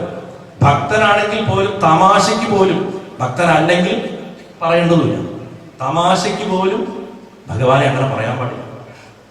അതാണ് അതിന്റെ താല്പര്യമാണ് ഈ വാചകങ്ങളിൽ. എങ്ങും നിറഞ്ഞിരിക്കുന്ന ബ്രഹ്മമായിട്ടുള്ള എന്റെ തത്വത്തിനെ അറിയണവനെ ഞാൻ ബ്രഹ്മത്തെ ഉപദേശിക്കണവനാണ്, ബ്രഹ്മത്തെ നടത്തുന്നവനാണ്. ധർമ്മം നടത്തുന്നവരെ കുറിച്ച് എപ്പോഴും സന്തോഷിക്കണവനാണ്. ഒരാൾ ധർമ്മം ചെയ്യണം കണ്ട അതിൽ പരം സന്തോഷം എനിക്ക് വരില്ല. ധർമ്മമാർഗത്ത് നിന്ന് ഈ ലോകം തെറ്റിപ്പോവാണ്ടിരിക്കാൻ വേണ്ടിയിട്ടാണ് ഞാൻ ഗൃഹസ്ഥാശ്രമത്തിനെ അഭ്യസിപ്പിക്കുകയാണ്. ആ ഗൃഹസ്ഥാശ്രമം എന്ന് പറഞ്ഞാൽ ഒരു കുടുംബത്തിൽ മാത്രമായിട്ട് ജീവിച്ചു കാണിച്ചാൽ അത് മറ്റെല്ലാവർക്കും മാതൃകയാക്കണമെന്നില്ല. അതുകൊണ്ട് 16,108 മാതൃകകൾ ഉണ്ടാക്കി കാണിക്കണം. കാരണം ഒരു കുടുംബം പോലെയല്ല വേറൊരു കുടുംബം, ഒരു കുടുംബത്തിന്റെ പ്രശ്നങ്ങളല്ല വേറൊരു കുടുംബത്തിന്റെ പ്രശ്നങ്ങൾ. അങ്ങനെ 16,108 മോഡൽസ് ഉണ്ടാക്കിയിട്ട് അദ്ദേഹം കാണിക്കണം. ഇതിന്റെ മോഡൽ വേണോ തരാം, 1,00,000 കുടുംബമായിട്ട് കാണിക്കണം, അതും ഭഗവാൻ പറ്റും. അപ്പൊ നമ്മൾ ഓരോരുത്തരുടെയും കുടുംബം ഒരു കൃഷ്ണ കുടുംബമാണ് എന്ന് നമ്മൾ മനസ്സിലാക്കും. അപ്പൊ ഭഗവാൻ അതിനു വേണ്ടിയിട്ടാണ് ആ ഗൃഹസ്ഥാശ്രമം അഭ്യസിപ്പിക്കാൻ വേണ്ടിയിട്ട് ഇങ്ങനെ മഹാഗൃഹസ്ഥനായിട്ട് ഞാൻ ആ ധർമ്മത്തിനെ നടത്തുന്നതാണെന്ന് പറഞ്ഞു ആചാര്യസ്വാമികൾ. അതുകൊണ്ടാണ് വിഷ്ണുഭുജംഗ പ്രയാഗത്തില് ത്രിലോകീ ഗൃഹസ്ഥായ വിഷ്ണോ നമസ്തേ എന്ന് സ്തുതിച്ചത് ഭഗവാനെ. അപ്പൊ എന്നിട്ട് പറയാണ്, ഞാനിങ്ങനെ മഹാഗൃഹസ്ഥനായിട്ടൊക്കെ ധർമ്മം നടത്തുകയൊക്കെ ചെയ്യും. എന്റെ മോനെ പുത്ര, നീ അത് കണ്ട് മോഹിക്കരുത്.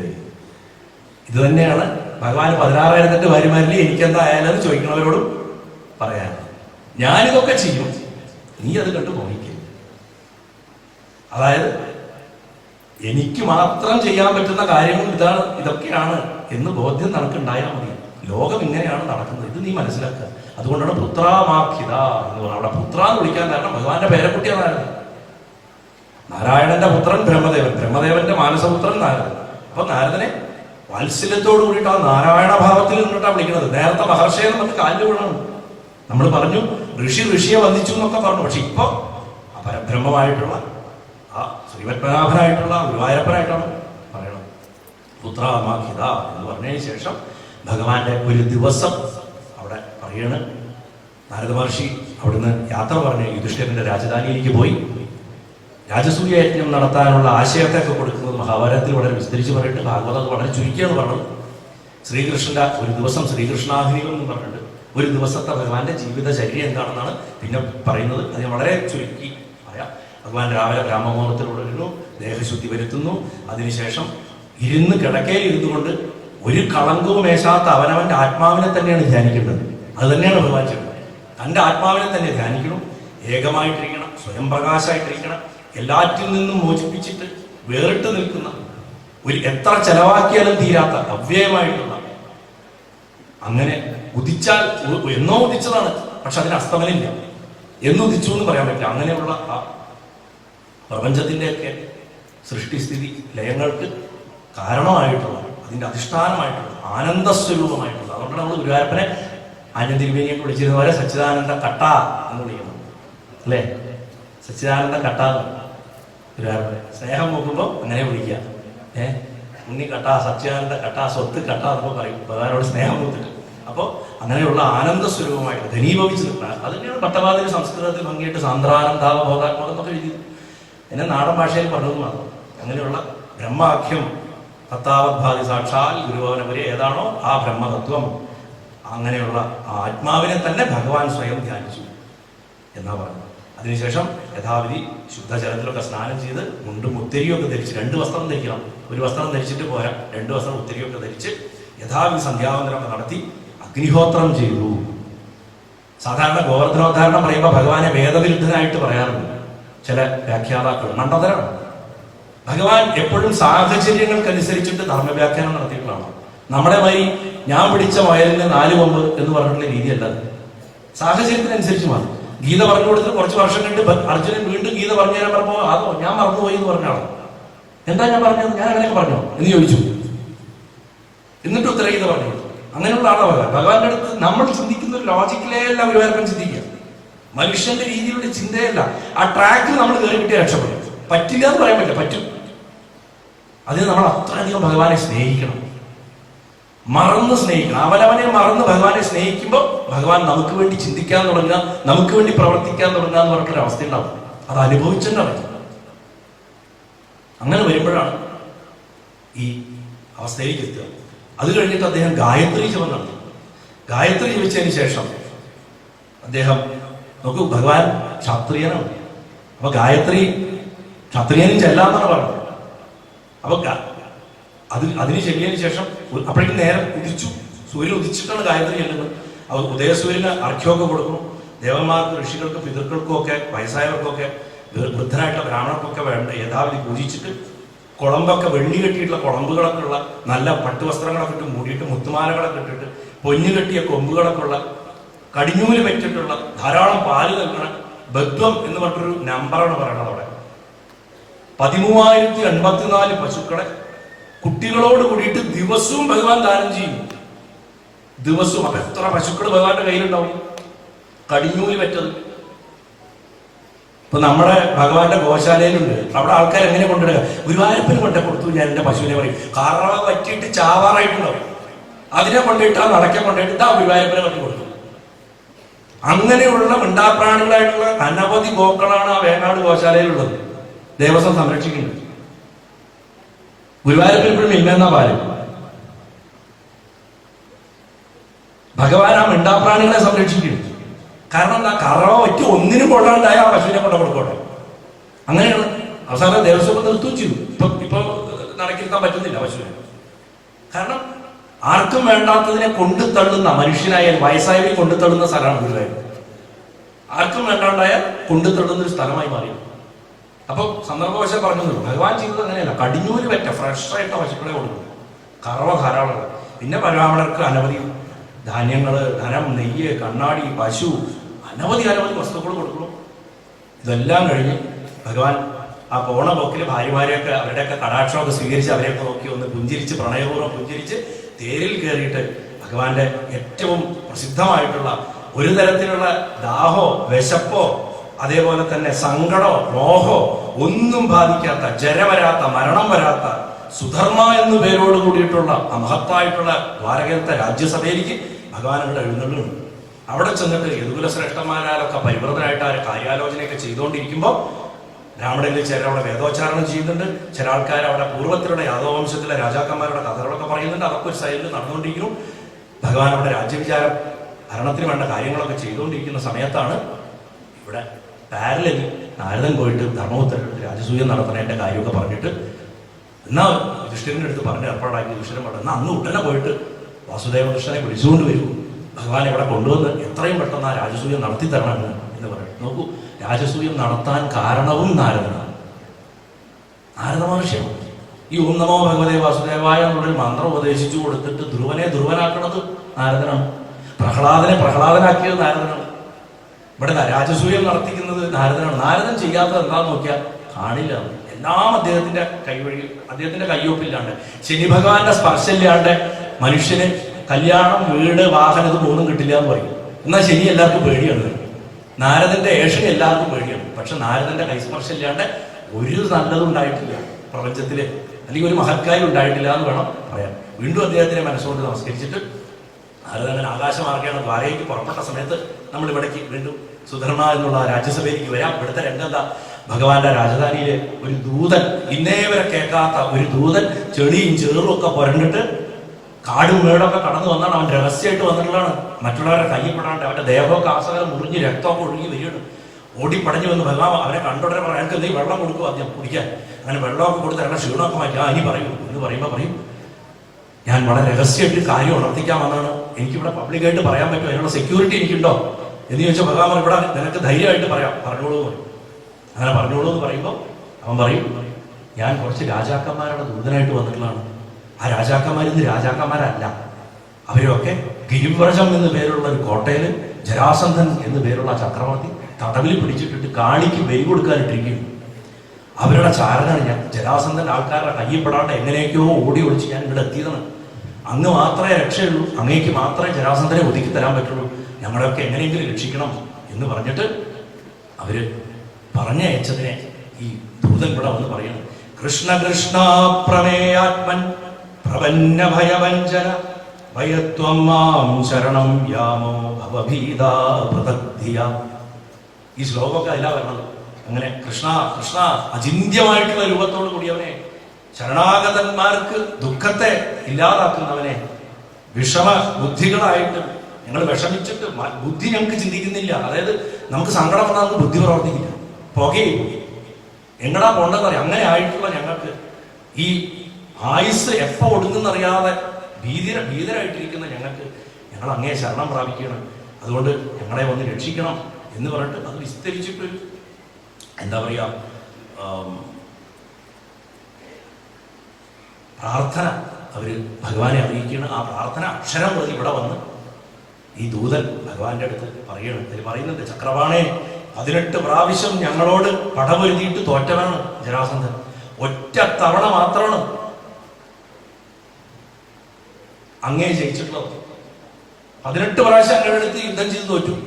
ഒരു പ്രാവശ്യം അങ്ങേ അവൻ തോൽപ്പിച്ചു എന്ന് വേണമെങ്കിൽ പറയാം. അങ്ങ് അപ്പോഴാണ് ദ്വാരകയ്ക്ക് പോയത്. മധുര വിട്ട് ജനങ്ങളെയും കൊണ്ട് സമുദ്രമധ്യത്തിൽ ഒരു പുരി പണിത് ഭഗവാൻ അങ്ങോട്ട് കൊണ്ടുപോയത്.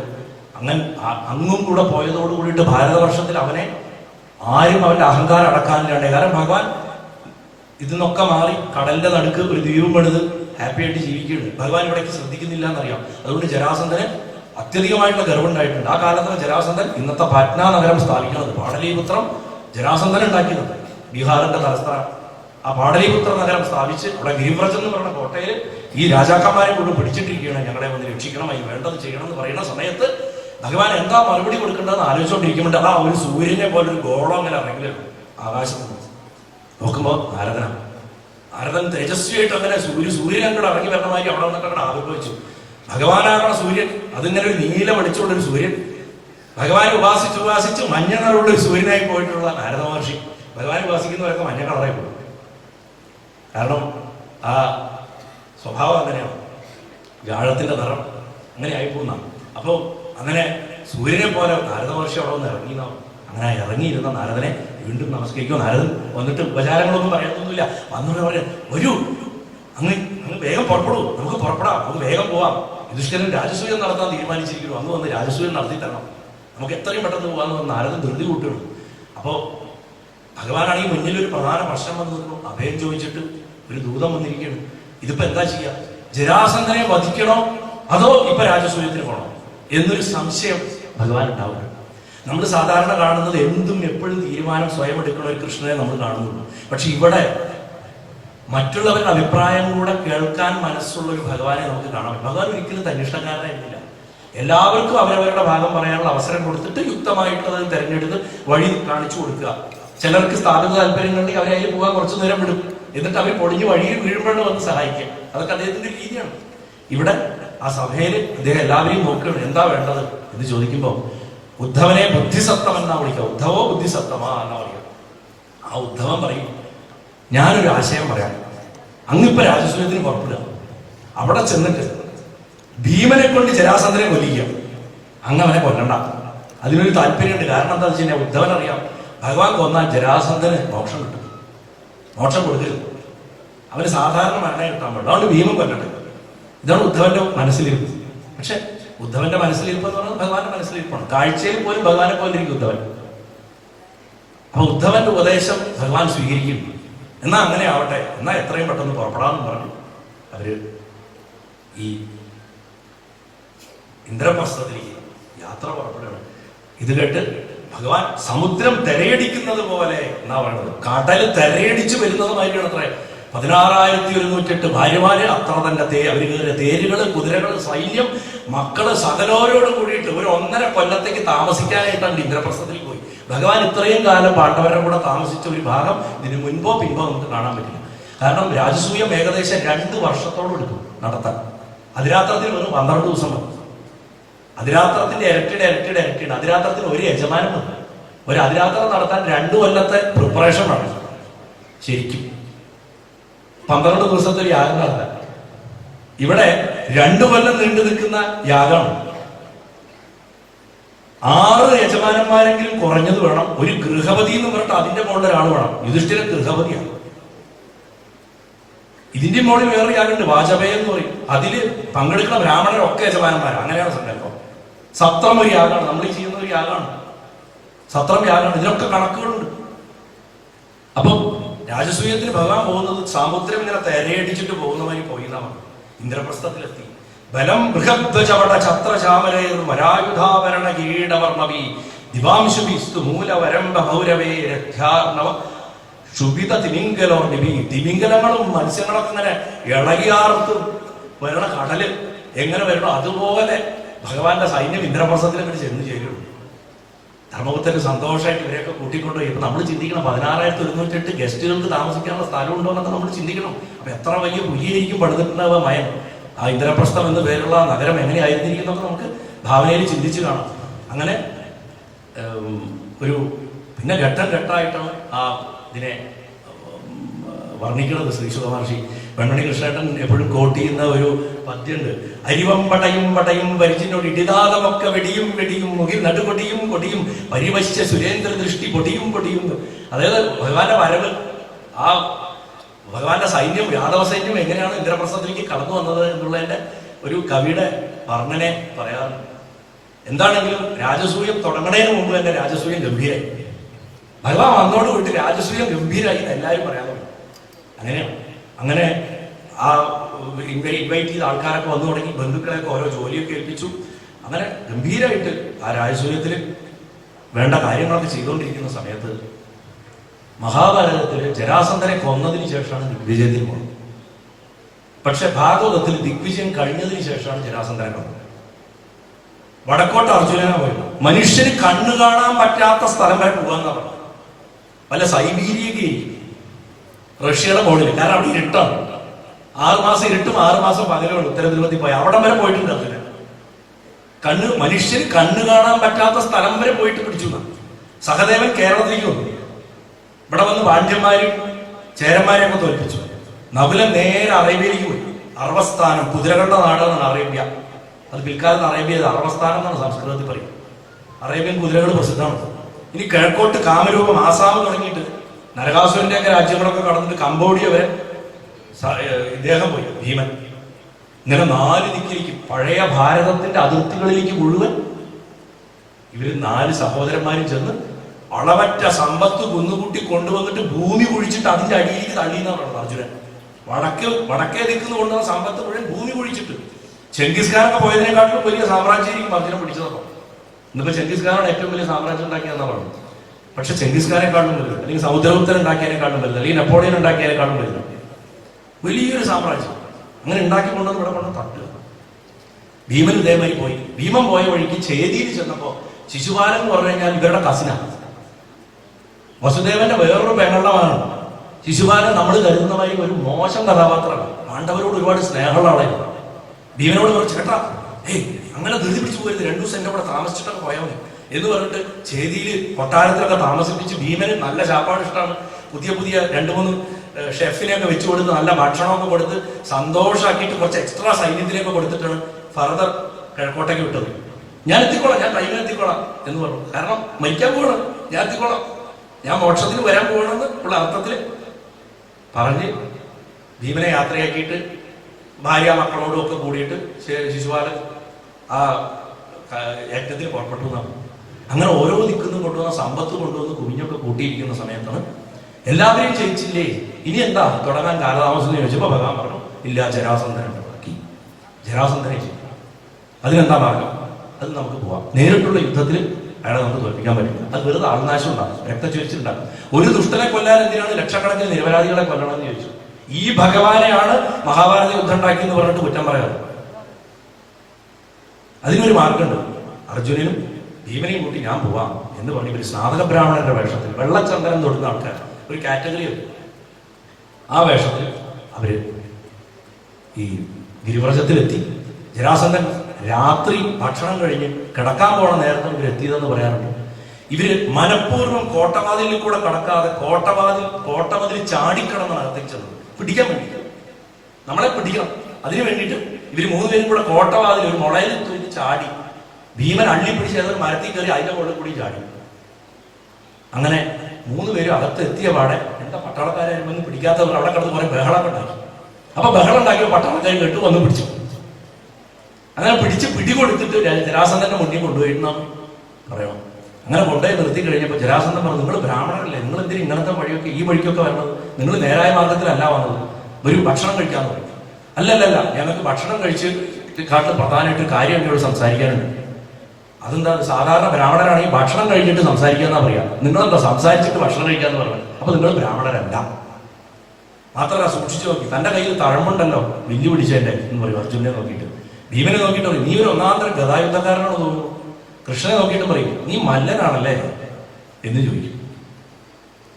അപ്പൊ പറയും, ഞങ്ങൾക്ക് അന്നഭിക്ഷയല്ല വേണ്ടത്, ഞങ്ങൾക്ക് യുദ്ധഭിക്ഷയാണ് വേണ്ടത്. അപ്പൊ ജരാസന്ധൻ പറയുന്ന അങ്ങനെ ആവട്ടെ, എനിക്ക് ഊരും പേരും അറിയാത്തവന്മാരോട് യുദ്ധം ചെയ്യാൻ പറ്റില്ല, പേര് പറയാൻ പറ്റും. അങ്ങനെ പേര് പറയുമ്പോൾ ഭഗവാൻ പറയും, ഞാൻ വാസുദേവ കൃഷ്ണനാണ്. ആ നീയോ, നീ എന്നെ പേടിച്ച് ഓടിപ്പോയവനല്ലേ. അപ്പൊ ഇവൻ ഈ ചെറുത് എന്ന് ചോദിക്കും. അപ്പൊ പറയും, ഇത് അർജുനാണ്. അവൻ അശു, ഇവന്റെ അടുത്ത് എന്ത് യുദ്ധം ചെയ്യാം, നീ എന്നെ പേടിച്ച് ഓടിപ്പോയ, ഇവനും പറ്റില്ല. ഈ തടിയനാരാണ്? അപ്പൊ പറയാം, അത് ഭീമനാണ്. അവന് പിന്നെയും എന്നെ ഒന്ന് എതിർക്കാൻ പറ്റുമെന്ന് പറഞ്ഞിട്ട് ആ പടവുടിയതിന്റെ സൈഡിൽ പോയിട്ട് ഒരു വലിയ ഗത എടുത്താ ഭീമന് പോലും കണ്ടാ പേടി തോന്നുന്ന ഒരു ഗത എടുത്തിട്ട് ഒറ്റ ഏറെ പിടിച്ചോ എന്ന് പറഞ്ഞിട്ട് വേറെ ഏറെ വിട് കൊടുത്തു. ഭീമനത് വളരെ ആയാസപ്പെട്ട് പിടിച്ചു. എന്നാ വാ യുദ്ധത്തിന് തുടങ്ങാന്ന് പറഞ്ഞ് 27 ദിവസം ജരാസന്ധന്റെ തന്നെ ചാവിട്ടും അടിയും ഭീമൻ കൊണ്ടു. 27 ദിവസം ജരാസന്ധന്റെ ചവിട്ടും അടിയും ഭീമൻ കൊണ്ടുവന്നു. ചവിട്ടും അടിയും കൊണ്ടുകൊണ്ട് 27ാമത്തെ ദിവസമായപ്പോഴേക്കും തളർന്ന അവശനായി. ഇനി ശരീരത്തിൽ ചതവ് കിട്ടാത്തൊരു ഭാഗമില്ലാന്ന്. അപ്പൊ ഭഗവാനോട് ചോദിച്ചു, ഭഗവാനെ ഞാൻ എന്താ ചെയ്യേണ്ടത്? നമ്മളെ പോലെ തന്നെ നമ്മളും ഇതേമാതിരി ജീവിത സമരത്തിൽ നമ്മളെ കൊണ്ട് പലതും ചെയ്യാൻ പറ്റുമെന്നും പറഞ്ഞിട്ട് ഭഗവാൻ തൊട്ടടുത്ത് നിൽക്കുന്നുണ്ടെങ്കിൽ പോലും ഇറങ്ങി പണിയെടുക്കും. പണിയെടുത്ത് അടി ഇടി ചവിട്ടും കൊണ്ട് ഒരു വഴിയാവുമ്പോ നമ്മള് ഭഗവാൻ എടുത്ത് ചോദിക്കും, ഭഗവാനെ ഞാൻ എന്താ ചെയ്യണം, ഒരു വഴിയും കാണുന്നില്ലല്ലോ എന്ന് പറഞ്ഞു. ഇത് ആദ്യമേ ചോദിച്ചാൽ ഒന്നാമത്തെ ദിവസം ചോദിച്ചിരുന്നെങ്കിൽ ഭഗവാൻ പറഞ്ഞു കൊടുക്കും. പക്ഷെ ഭഗവാൻ പറഞ്ഞു കൊടുത്തില്ല, കാരണം അവൻ ചോദിച്ചിട്ടില്ല. അങ്ങനെ 27 ദിവസമായപ്പോ ചോദിച്ചു, എന്താ ചെയ്യണമെന്ന് ചോദിച്ചപ്പോ കൃത്യം പറഞ്ഞു കൊടുത്തു. എന്താ പറഞ്ഞു കൊടുത്തു? ഒരു മുദ്ര കീറി കാണിച്ചു എന്നാണ്. അത് വിരലുകൊണ്ടുള്ള മുദ്രയാണെന്ന് പറയും, ചിലർ പറയും ഒരു ഇല കീറിയിട്ടാണെന്ന് പറയും. കഥകളിയിൽ അത് വിസ്തരിച്ചാ കാണിക്കാറ്. ഒന്ന് കീറിയിട്ട് 2 വശത്തേക്ക് ഇടും. അത് ഭഗവാന്റെ തമാശ. ആദ്യമേ വേണമെങ്കിൽ കാണിച്ചു കൊടുക്കായിരുന്നു. പക്ഷെ ഇല കീറിയിട്ട് ഇങ്ങനെ കീറിയിട്ട് ഇങ്ങനെ ഇട്ടു. ഇവൻ എങ്ങനെയൊക്കെയോ ജരാസന്ധന്റെ കാലിൽ പിടിച്ച് ഇങ്ങോട്ട് കീറി അങ്ങോട്ട് ഇട്ടു. ദേവന്ന് കൂടി ഒന്നായി. വീണ്ടും കീറിയിട്ടു, വീണ്ടും ഒന്നായി. 3ാമത്തെ തവണ കീറിയിടാൻ പോകുന്ന സമയത്താണ് ഭഗവാൻ വീണ്ടും ഒരു ഇല കീറിയിട്ട് ഇങ്ങനെ കെട്ടി ഇതിനെ ഇങ്ങോട്ട് ഇട്ടു. അപ്പൊ ജരാസന്ധന്റെ ശരീരത്തിനെ വലിച്ചു കീറിയിട്ട് ഈ ഭാഗം ഇപ്പുറത്തേക്ക് വിട്ടിട്ട് വധിച്ചവരുടെ കഥകളിയിലെ രാജസൂയം, വടക്കന്റെ രാജസൂയത്തിനും തെക്കന്റെ രാജസൂയത്തിനും ഗണേടത്ത് നമ്പൂതിരിയുടെ ആണെങ്കിലും ശരി, കാർത്തിക തിരുനാൾ ധർമ്മരാജാവിന്റെ ആട്ടക്കഥയിലാണെങ്കിൽ ശരി, ഞാനിത് വഴിയെ ഒരു ശ്ലോകം പറയാം. അതിന്റെ അത്ര ഗംഭീരമായിട്ടുള്ള അവതരണമാണ്. അപ്പൊ അങ്ങനെ ജരാസന്ധനെ വധിച്ച് ഭഗവാൻ ആ തടവറയുള്ള രാജാക്കന്മാരെയൊക്കെ മോചിപ്പിച്ചു. ജരാസന്ധന്റെ പുത്രനായിട്ടുള്ള സഹദേവൻ, അതും ഒരു സഹദേവനാണ്, ആ സഹദേവനെ രാജാവായിട്ട് അഭിഷേകം ചെയ്യിച്ചു.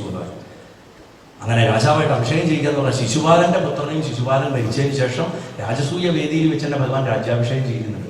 നിങ്ങൾ കരുതുന്നുണ്ടാവും സ്വന്തം അച്ഛന്മാരെ കൊന്നതുകൊണ്ട് ഇവർക്കൊക്കെ ഭഗവാനോട് വലിയ വിരോധമായിരിക്കുന്നത്. പക്ഷെ ഭഗവാൻ ഇത് ധർമ്മത്തിന് വേണ്ടിയാണ് കൊന്നതെന്ന് ആ മക്കൾക്ക് അറിയാനുള്ള ബുദ്ധിയുള്ളത് കൊണ്ട് അവരൊക്കെ ധർമ്മപക്ഷത്ത് പാണ്ഡവപക്ഷത്ത് നിന്നിട്ട് യുദ്ധം ചെയ്തു. അതാണ് ഗുരുവായൂരപ്പന്റെ പ്രഭാവം. ഭഗവാൻ ചെയ്തിട്ടുള്ള കാര്യങ്ങളിലെ നിസ്വാർത്ഥതയും ശരിയും എന്താണെന്ന് മനസ്സിലാക്കണതിന് ഏറ്റവും പ്രാക്ടിക്കലായിട്ടുള്ള രണ്ട് കാര്യങ്ങളാണ്. സ്വന്തം അച്ഛന്മാരെ കൊന്നിട്ടുള്ള രണ്ട് ആൺമക്കള് രാജ്യാധികാരമുള്ളവര് ഭഗവാന്റെ പക്ഷത്ത് നിന്ന് ഭഗവാനെ അനുസരിച്ചിട്ട് മഹാഭാരത യുദ്ധത്തിൽ പങ്കെടുത്തു. വേറെ തെളിവൊന്നും വേണ്ട, ഭഗവാൻ ധർമ്മത്തിന്റെ ഒപ്പമായിരുന്നു പോലെ. കാരണം മനുഷ്യന്റെ ഒരു വികാരം വെച്ചിട്ട് അവർക്ക് പ്രതികാരം ഉണ്ടാവേണ്ടതാണ്. വലിയ ഫിലോസഫി ഒന്നും തലയിൽ കയറിയില്ലെങ്കിലും ഒരു ശരാശരി വികാരമുള്ള സാധാരണ മനുഷ്യന് പോലും ഭഗവാന്റെ ധർമ്മം ധർമ്മമാണെന്ന് തോന്നുന്നുണ്ടെങ്കിൽ അതിൽ പരം വലിയൊരു ധർമ്മം വേറെ ഉണ്ടോ? ഒരു ധർമ്മം ഏറ്റവും വലിയ ധർമ്മമായിട്ട് എപ്പോഴാണ് തോന്നുന്നത്? നമുക്കത് സുലഭമായിട്ട് ആചരിക്കാൻ പറ്റണം, നമുക്കതിന് ഒരു പ്രയാസം ഉണ്ടാവരുത്, നമ്മളത് പൂർണ്ണ മനസ്സോട് കൂടിയിട്ട് ആചരിക്കുമ്പോഴാണ് അത് പൂർണ്ണമായിട്ടുള്ള ഒരു സ്വഭാവത്തിലേക്ക് വരിക. അങ്ങനെ ഭഗവാന്റെ ധർമ്മം ആചരിക്കപ്പെട്ടു എന്നുള്ളതാണ്. എന്താണെങ്കിലും ആ രാജാക്കന്മാരൊക്കെ വന്നിട്ട് ഭഗവാനെ എങ്ങനെ കണ്ടു? ശ്രീവത്സാംഗം ചതുർബാഹും പത്മഗർഭാരുണേക്ഷണം ചാരുപ്രസന്നവതനം സ്ഫുരന്മകരകുണ്ഡലം എന്ന് പറഞ്ഞ് തുടങ്ങുന്ന ഭഗവാന്റെ രൂപം പറയുന്നുണ്ട്. ഭഗവാനെ 4 തൃക്കരങ്ങളോട് കൂടിയിട്ട് ഈ ശംഖചക്ര കഥാപത്മങ്ങളോടൊക്കെ കൂടിയിട്ട് ആ രാജാക്കന്മാർ കണ്ടു എന്ന് മാത്രമല്ല, അവര് ഭഗവാനെ കണ്ട സന്തോഷത്തിൽ കൃഷ്ണ സന്ദർശനാഹ്ലാദം എന്നാ പറയുന്നത്. അത് കണ്ടിട്ട് ഭഗവാന്റെ സന്ദർശനം കൊണ്ട് ആഹ്ലാദ ചിത്തരായിട്ട് അവിടെ ഭഗവാനെ സ്തുതിക്കുകയാണ്. നമസ്തേ ദേവദേവേശ പ്രപന്നാർത്തിഹരാഭയ പ്രപന്നാൻ വാഹിന കൃഷ്ണ നിർവിണ്ണാൻ ഘോര സംസ്കൃതേ. ആ രാജാക്കന്മാരുടെ സ്തുതി വളരെ വിശേഷമാണ്. നമ്മളൊക്കെ നിത്യം ചെല്ലുന്ന മനോഹരമായിട്ടൊരു മന്ത്രം കൃഷ്ണായ വാസുദേവായ ഹരേ പരമാത്മനെ പ്രണതക്ലേശനാശായ ഗോവിന്ദായ നമോ നമ എന്നുള്ള ആ മന്ത്രം ഈ സ്തുതിയിലാണ് വരുന്നത്. ഈ രാജാക്കന്മാർ ജരാസന്ധന്റെ തടവറയിൽ നിന്ന് ഭഗവാൻ മോചിപ്പിച്ച ആ രാജാക്കന്മാർ സ്തുതിക്കണേല് അവസാനത്തെ ശ്ലോകമായിട്ടാണ് ആ മന്ത്രം വരുന്നത്. അങ്ങനെ ഭഗവാൻ ജരാസന്ധനെയും വധിച്ച് തിരിച്ച് വലിയ നോക്കൂ, ഭഗവാൻ വരണ ശബ്ദം നമുക്ക് ഇങ്ങനെ കേൾക്കാം. നമ്മൾ പറയില്ല അവര് വരുന്നുണ്ട് തോന്നും, വിരുന്നുകാർ വരുന്നുണ്ട്, കാറിന്റെ ശബ്ദം കേൾക്കുന്നുണ്ട് എന്നൊക്കെ പറഞ്ഞ മാതിരി രഥത്തിന്റെ ഒക്കെ ശബ്ദങ്ങൾ ഇങ്ങനെ കേൾക്കണു. ഇതിന്റെ ഒക്കെ മുകളിലായിട്ട് ഭഗവാന്റെ ആ പാഞ്ചജന്യം ഇങ്ങനെ മുഴങ്ങി കേൾക്കാം. ഇന്ദ്രപ്രസ്ഥത്തിലേക്ക് ഇങ്ങനെ അടുക്കുമ്പോൾ അത് കേട്ടപ്പോ അക്ഷമനായിട്ടിരുന്ന ഭീമന്റെ ആയുസിൽ പേടിച്ചിട്ടിരുന്ന യുധിഷ്ഠിരൻ ചാരന്മാർ വഴി വിവരങ്ങൾ അറിയുന്നുണ്ട്. 27 ദിവസമായി അവൻ യുദ്ധം ചെയ്യണു. അവനെ ജരാസന്ധൻ അടിച്ചു കൊന്ന. രാജസൂയവും വേണ്ട, രാജ്യാധികാരവും വേണ്ട, എന്റെ അന്യം മരിച്ച എന്ത് സങ്കടം എന്ന് പറഞ്ഞിരുന്ന യുധിഷ്ഠിരന് മനസ്സിനെ തണുപ്പിച്ചുകൊണ്ട്, സാധാരണ ശത്രുക്കൾക്ക് മനസ്സിൽ വലിയ വേദനയും ഭയത്തെയും ഉണ്ടാക്കുന്നതാണ് ഭഗവാന്റെ ശംഖനാദം. എന്നാൽ അതേ സമയം തന്നെ ഭക്തർക്ക് സന്തോഷത്തെ ഉണ്ടാക്കുന്നതാണ് ഭഗവാന്റെ ശംഖനാദം. ആ ശംഖനാദം അവിടെ നമുക്ക് ശരിക്കും മുഴങ്ങിക്കേട്ടുന്നതാണ്. അങ്ങനെ മുഴങ്ങിക്കേട്ട് ആ യുധിഷ്ഠിരൻ ഗോപുരവാതിൽക്കൽ ചെന്ന് ഭഗവാനെയും ഭീമനെയും അർജുനെയും സ്വീകരിച്ചു. അതിനുശേഷം രാജസൂയത്തിന് വേണ്ട ചടങ്ങുകൾ എല്ലാം ആരംഭിച്ചു. അതിന് സാക്ഷാൽ വ്യാസമഹർഷി തന്നെ അവിടെ എത്തിച്ചേർന്നു. അദ്ദേഹത്തിന്റെ ശിഷ്യനായിട്ടുള്ള പൈലനെ ഹോതാവായിട്ട് നിയമിച്ചു. യാജ്ഞവൽക്കനെ അധ്വര്യുവായിട്ട് നിയമിച്ചു. ഇതൊക്കെ ഓരോ പുരോഹിതന്മാരുടെ പേരാട്ടോ, ടെക്നിക്കൽ വാക്കുകളാണ്. അധ്വര്യു സൂര്യന്റെ പ്രതീകമാണ്, ഹോതൻ അഗ്നിയുടെ പ്രതീകമാണ്. ഇതൊക്കെ യാഗത്തിൽ, സോമയാഗത്തിലും അഗ്രാത്രത്തിലും ഉപയോഗിക്കുന്നതാണ്. അത് മറ്റേതെങ്കിലും ഒരു അവസരത്തിൽ വിസ്തരിച്ച് പറയാൻ ഭഗവാൻ അനുഗ്രഹിക്കട്ടെ. എന്താണെങ്കിലും പലതരം അഗ്നിഹോത്രങ്ങളുണ്ട്. നമ്മൾ വീടുകളിൽ ചെയ്യണം, നിത്യം ചെയ്യണം അഗ്നിഹോത്രമുണ്ട്. ഒരു ദിവസമായിട്ട് ചെയ്യണം അഗ്നിഷ്ടോമുണ്ട്. അഗ്നിഷ്ടോമം തന്നെ 3 ദിവസമായിട്ട് ചെയ്യണം. സോമയാഗമായിട്ട് ചെയ്യാം, 6 ദിവസമായിട്ടുള്ള സോമയാഗമായിട്ട് ചെയ്യാം. ആപ്തോര്യാമം, അശ്വമേധം, അതിരാത്രം, ചാതുർമാസ്യം, നിരൂഢ പശുബന്ധം, ദർശപൂർണമാസം, ഇതൊക്കെ അനവധി യാഗങ്ങളാണ്. നമ്മൾ ശ്രീരുദ്രൻ ചെല്ലുമ്പോൾ ദർശപൂർണമാസാത്മനെ തർജനീഭ്യ നമ, നിരൂഢ പശുബന്ധാത്മനെ നമ്മൾ കേൾക്കും. ഇതൊക്കെ യാഗങ്ങളാണ്. ഇതുപോലുള്ള ഇഷ്ടികളുടെയും യാഗങ്ങളുടെയും ഒരു കലക്ഷനാണ് രാജസൂയം. ഒരു കലക്ഷൻ. ഒന്നിന്റെ ക്രമത്തിൽ ഒന്ന് കഴിഞ്ഞ് ഒന്നൊന്ന് ചെയ്യണമെന്ന് നിർബന്ധമില്ല. അത് എല്ലാം പൂർത്തിയാക്കിയാൽ മതി ഒരു നിശ്ചിത കാലയളവിൽ. അങ്ങനെ വരുന്ന യാഗങ്ങളിൽ പട്ടാണി, വാജപേയം, സത്രയാഗം ഇതൊക്കെ വരുന്നതും അങ്ങനെയാണ്. രാജസൂയം രാജ്യാഭിഷേക സമയത്താ ചെയ്യാം. ചക്രവർത്തി ആവാൻ അശ്വമേധം ചെയ്യേണ്ടത്. രാജ്യാഭിഷേകം കഴിഞ്ഞ ആൾക്ക് രാജസൂയം ചെയ്യാൻ അർഹതയുള്ളൂ. രാഷ്ട്രീയ ലക്ഷ്യങ്ങളാണ് ഇതിന്റെയൊക്കെ പറഞ്ഞത്. രാഷ്ട്രീയ ലക്ഷ്യത്തിന് വേണ്ടി ചെയ്യുന്ന യാഗങ്ങളാണ് അത് ചെയ്യുന്നത്. അങ്ങനെ ഈ രാജസൂയത്തിൽ 129 ഇഷ്ടികൾ. ഒരു ഇഷ്ടി ഒരു ഹോമാണ്. ഇഷ്ടിക്ക് ഉപയോഗിക്കുന്ന കല്ലായതുകൊണ്ടാണ് ഇഷ്ടിക എന്ന് പേര് ഇതിന്. അങ്ങനെ ഇഷ്ടി, അങ്ങനെയുള്ള ഇഷ്ടികൾ 2 പശുയാഗം, 7 ദർഭിഹോമങ്ങൾ, 6 സോമയാഗങ്ങൾ, ഇങ്ങനെ ഉൾപ്പെടുന്ന ഈ യാഗത്തിനെ അവിടെ ആരംഭിക്കുന്നുണ്ട്. അങ്ങനെ വിസ്തരിച്ചിട്ട് ആ യാഗം നടന്നുകൊണ്ടിരിക്കുമ്പോൾ അഭിഷേകം എന്ന് പറയുന്ന ഒരു 3 ആഴ്ച കൊണ്ട് പാകമാകുന്ന ഒരു ക്രിയയുണ്ട്. ആ ക്രിയ കഴിഞ്ഞിട്ട് ജലം കൊണ്ട് 17 തരം ജലങ്ങൾ, അത്തിത്തടി കൊണ്ടുള്ള പാത്രങ്ങളിൽ 17 തരം ജലം. അത് നല്ല രസമാണ്. സരസ്വതി നദിയിലെ ജലം വേണം, അനുലോമായിട്ട് ഒഴുകണ ജലം വേണം, പ്രതിലോമായിട്ട് ഒഴുകണ ജലം വേണം, കൈവഴിയായിട്ട് ഇങ്ങനെ ഒഴുകിയിട്ട് വീണ്ടും നദിയിൽ വന്ന് ചേരണ ജലം വേണം, സമുദ്രത്തിൽ തിരമാലകളിലെ ജലം വേണം, വെള്ളത്തിൽ മരത്തടി കൊണ്ട് ഇങ്ങനെ അടിച്ചാൽ തെറിക്കണ മേലോട്ട് തെറിക്കുന്ന ജലം പാത്രത്തിൽ കലക്കിയിട്ട് അത് വേണം, നദിയുടെ ചുഴിയിലുള്ള ജലം വേണം, കെട്ടിക്കിടക്കണ വെള്ളം വേണം, മഴവെള്ളം വേണം, കുളത്തിലെ വേണം, കിണറ്റിലെ വേണം, മൂടൽമഞ്ഞ് വലിയത് വേണം, തേൻ കലക്കിയത് വേണം, പശുവിന്റെ മൂക്കിന്റെ അവിടെ നെറ്റിറ്റ് വരുന്ന വെള്ളമില്ലേ അത് വേണം, പിന്നെ തേന്, പാല്, തൈര്, ഇതൊക്കെ 17 പാത്രങ്ങൾ ചെയ്യും. ഇത് അഭിഷേകം ചെയ്യുന്നതാണ് രാജസൂയത്തിലെ ഏറ്റവും പ്രധാന ക്രിയ. ഇത് ചെയ്ത ഉടൻ അഗ്രപൂജ ചെയ്യും. അവിടെയുള്ള സദസ്സിലെ ഏറ്റവും പ്രധാനപ്പെട്ട ആളെ പൂജിക്കണം. അങ്ങനെ യുധിഷ്ഠിരൻ ഈ അഭിഷേകം ചെയ്ത് രസം എന്താ വെച്ചാൽ ഈ രാജസൂയത്തില് ചടങ്ങിന്റെ ഭാഗമാണ് ചൂതുകളി. നമ്മൾ ചൂതുകളി ഒരു മോശമായിട്ടാണ് പറയുക. ദ്യൂത ക്രീഡ എന്ന് പറഞ്ഞിട്ട് ചടങ്ങുണ്ട്. ചൂതുകളി ഇതിന്റെ ചടങ്ങാണ്. അപ്പൊ ഈ ചൂതുകളിക്ക് തൊട്ടു മുമ്പാണ് ഈ അഗ്രപൂജ വരിക. അവിടെ ആ അഗ്രപൂജയ്ക്ക് ഭഗവാനെ വിളിക്കാൻ മഹാഭാരതത്തിൽ കാരണമാണെന്ന് ഭീഷ്മരുണ്ട്, ഭാഗവത്തിൽ സഹദേവനുണ്ട്. അവിടെ സഹദേവൻ ഏതാനും ശ്ലോകങ്ങൾ കൊണ്ട് ഭഗവാൻ എന്തുകൊണ്ട് അഗ്രപൂജയ്ക്ക് അർഹനാണ് എന്ന് വിസ്തരിച്ച് പറയുന്നുണ്ട്. ഈ 6 ശ്ലോകങ്ങളൊക്കെ, ആ 6 ശ്ലോകങ്ങൾ പഠിച്ചാൽ തന്നെ ആത്മസാക്ഷാത്കാരം കിട്ടും. അതിവിടെ നമുക്കിന്ന് വിസ്തരിക്കാനുള്ള സമയമില്ലാത്തോ. സഹദേവനാണ് പറഞ്ഞത്. മഹാഭാരതത്തിൽ ഭീഷ്മര പറഞ്ഞത് അഗ്രപൂജയ്ക്ക് അർഹൻ മാധവൻ തന്നെയാണ്, ഒരു സംശയമില്ല. ആർക്കാ അഗ്രപൂജ കൊടുക്കേണ്ടത് എന്നുള്ള കാര്യത്തിൽ ഇവിടെ സഹദേവൻ അത് പറയണം. സഹദേവൻ അതും പറഞ്ഞ് യുധിഷ്ഠിരന്റെ അനുമതിയോടുകൂടി ഭഗവാനെ എഴുന്നള്ളിച്ച് ആ പീഠത്തിലിരുത്തി ഭഗവാന്റെ കാല് കഴുകുന്നു. എത്രയോ ജലം കൊണ്ടുവന്നിട്ട്, പാഞ്ചാലി കൊണ്ടുവന്നിട്ട് ജലം കൊടുത്തിട്ട് യുധിഷ്ഠിരൻ കാല് കഴുകി മതിയായില്ല എന്നാണ്. ഭഗവാന്റെ കാല് അത്രയധികം കഴുകിക്കൊണ്ടിരിക്കും. നമുക്ക് 4 മിനിറ്റ് കൂടിയില്ലേ സർ? നാരായണ സർ, 4 മിനിറ്റില്ലേ? 56. ഓക്കെ. അപ്പം അങ്ങനെ ഒരു ഈ കാലൊക്കെ കഴുകി യുധിഷ്ഠിരൻ കണ്ണീരൊക്കെ വാർത്ത് കാല് കഴുകലും പൂജയൊക്കെ കഴിയുന്ന സമയത്താണ് ഈ ചേതി രാജാവായിട്ടുള്ള ശിശുപാലൻ എഴുന്നേറ്റ് നിന്ന് ഭഗവാനെ പല വിധത്തിൽ ഭർഷിക്കും. ആ പല വിധത്തിൽ ഭർഷിക്കുക എന്ന് പറഞ്ഞാൽ തന്റെ മരണത്തെ വിളിച്ചു വരുത്തുന്ന വട്ടം ഭഗവാൻ 100 വട്ടം ആ അപരാധങ്ങളൊക്കെ ക്ഷമിച്ചോളാം അദ്ദേഹത്തിന്റെ അമ്മയ്ക്ക് വാക്കു കൊടുത്തതിന് പ്രകാരം ശിശുപാലന്റെ അനവധി ഭർസനങ്ങളൊക്കെ കേട്ടിട്ട് പാണ്ഡവപക്ഷത്തുള്ളവരൊക്കെ ആയുധമെടുത്ത് ഇറങ്ങുമ്പോഴും യുദ്ധോത്സുകരായിട്ട് ഇറങ്ങിയപ്പോഴും ശിശുപാലനെ തടയാനായിട്ട് ഇറങ്ങിയപ്പോഴും ഭഗവാൻ മിണ്ടാതിരുന്നതാണ്. പക്ഷേ ഞാൻ കെട്ടാനിരുന്ന പെണ്ണിനെ കെട്ടിയവൻ എന്ന് പറയുമ്പോൾ എഴുന്നേറ്റ് നിന്നാണ് വ്യാസൻ എഴുതിയിരിക്കുന്നത് ഭാരതത്തിൽ. വളരെ ചുരുക്കമായിട്ട് ഭഗവാന്റെ പ്രസംഗമുണ്ട്. ആ പ്രസംഗത്തിൽ ഭഗവാൻ പറയും എന്തുകൊണ്ട് ഞാൻ ഇവനെ വധിക്കാൻ പോകുന്നു എന്ന് പറഞ്ഞതിന് ശേഷം ആ അതിഗംഭീരമായിട്ടുള്ള രഥാംഗം എന്ന് പേരോട് കൂടിയിട്ടുള്ള കോടി സൂര്യന്മാരുടെ പ്രഭയോട് കൂടിയിട്ടുള്ള ആ സുദർശന ചക്രത്തിനെ തന്റെ കയ്യിലേക്ക് ആവാഹിച്ചു വരുത്തിയിട്ട് ഭഗവാൻ ക്ഷണനേരം കൊണ്ട് ശിശുപാലന്റെ കഴുത്തറുത്ത് അവനെ ഭൂമിയിൽ വീഴ്ത്തി. ആ സമയത്ത് രാജാക്കന്മാർ ചിലർ തരിച്ചു നിന്നു, ചിലർ ഓടിപ്പോയി, ചിലർ ജയജയകാരം മുഴക്കി. ഈ ഒക്കെ അവസ്ഥയിൽ ആ സദസ്സ് നിൽക്കെ എല്ലാവരും കാണാൻ ശിശുപാലന്റെ ശരീരത്തിൽ ഒരു ജ്യോതിസ് ഉയർന്നു ഭഗവാൻ ലഭിച്ചു. ഇതോടുകൂടി ശിശുപാലന് മോക്ഷവും ലഭിച്ചു. മാത്രമല്ല അതിനുശേഷം ആ രാജസൂയം വൃത്തിയായിട്ട് പൂർത്തിയാവുകയും ചെയ്തു. പരീക്ഷിച്ച് ചോദിക്കും എല്ലാവരും സന്തോഷമായിട്ടല്ലേ മഹർഷിയെ മടങ്ങിപ്പോയതെന്ന് ചോദിക്കുമ്പോൾ പറയും അല്ല, ദുര്യോധനൻ മാത്രം സങ്കടപ്പെട്ടിട്ടാണ് പോയത്. അതെന്താ കാരണം ചോദിക്കുമ്പോൾ പറയും ദുര്യോധനൻ ഇങ്ങനെ ഈ സ്ഥലജല വിഭ്രാന്തി ഉണ്ടായി ജലത്തിൽ വീണു. അത് ഭഗവാന്റെ പ്രേരണ കൊണ്ട് ദ്രൗപദി കളിയാക്കി ചിരിച്ചു. അതിനാൽ ഗുരുവായൂരപ്പൻ ഒരു മഹായുദ്ധത്തിന് വേണ്ട വിത്ത് അവിടെ കുത്തിയിട്ടു എന്ന് പറഞ്ഞ് ആ ഭാഗവും അവസാനിപ്പിക്കുന്നു. ഇത് പറഞ്ഞിട്ടാണ് ഭട്ടമാതിരും ഗുരുവായൂരപ്പനെ സ്തുതിച്ച് ആ നാരായണീയത്തിന്റെ ആ ഭാഗം അവസാനിപ്പിക്കണം. യുദ്ധത്തിന്റെ വിത്ത് കുത്തിയിട്ടില്ലേ ഗുരുവായൂരപ്പ നീയേ എന്ന് ചോദിച്ച് എൻ്റെ എല്ലാ അസുഖങ്ങളെയും മാറ്റിത്തരണേ എന്ന് പറഞ്ഞ് പ്രാർത്ഥിച്ചിട്ട് ഈ ഭാഗത്തെ സംഹരിക്കുന്നു. എല്ലാവരെയും ഗുരുവായൂരപ്പൻ അനുഗ്രഹിക്കട്ടെ. ഈ സത്രവേദിയെ ഞാൻ നമസ്കരിക്കുന്നു. ഈ അവസരം നൽകിയ എല്ലാവരെയും സാഷ്ടാംഗം നമസ്കരിച്ചുകൊണ്ട് നാരായണാഖില ഗുരു ഭഗവൻ നമസ്തേ ഗുരുവായൂരപ്പ.